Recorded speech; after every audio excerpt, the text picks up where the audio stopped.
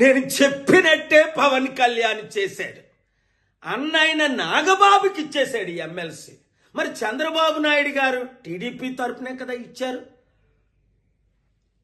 ఏం చెప్పారు వర్మకి పిఠాపురంలో? నువ్వు పవన్ కళ్యాణ్కి మద్దతు పోటీ చేయకుండా నెక్స్ట్ ఎమ్మెల్సీ నీకే ఇస్తానని దేవుడి సాక్షిగా చెప్పాడు.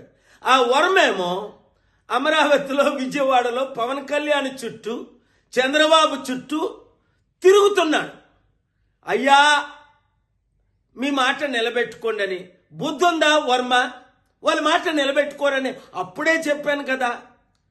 మరి ఈ మధ్యని పిఠాపురం మాజీ వైసీపీ ఎమ్మెల్యే దొరబాబు ఎవరోట మళ్ళీ జనసేనలో చేరాడు. ఒరే నాకు అర్థం అవ్వట్లేదు, అసలు మీకు బుద్ధి బుర్ర ఉందా? 2008లో ఇదే పవన్ కళ్యాణ్ చిరంజీవి ప్రజారాజ్యం పార్టీ పెట్టి 100 కోట్లు 1000 కోట్లు కలెక్ట్ చేశారని మనం అందరం విన్నాం. కొంతమంది సూసైడ్ కూడా చేసుకున్నారు. మరి అదే ప్రజారాజ్యం ఇప్పుడు జనసేనగా ఆవిర్భవించిందని అదే చిరంజీవి చెప్తున్నాడు. అంటే అర్థం ఏంటి?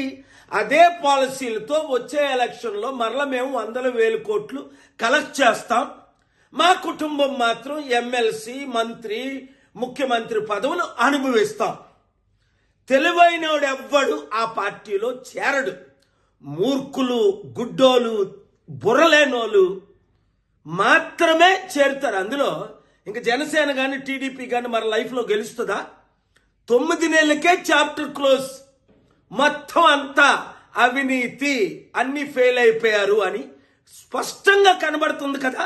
వచ్చేది కేవలం ప్రజాశాంతి పార్టీయే, బడుగు బలహీన వర్గాల పార్టీయే. మన బీసీ, ఎస్సీ, ఎస్టీలు అందరూ ఇప్పుడు ఎందుకు కమిటీల్లో చేరిపోతున్నారు? ఐఏఎస్, ఐపీఎస్లు మొదలుకొని మాజీ ఎమ్మెల్యే, మినిస్టర్ల వరకు. మీరు కూడా ప్రజాశాంతి పార్టీలో చేరండి, ప్రజలకు సేవ చేయండి. కుటుంబ కుల పార్టీకి ఇప్పుడైనా గుడ్ బై చెప్పండి.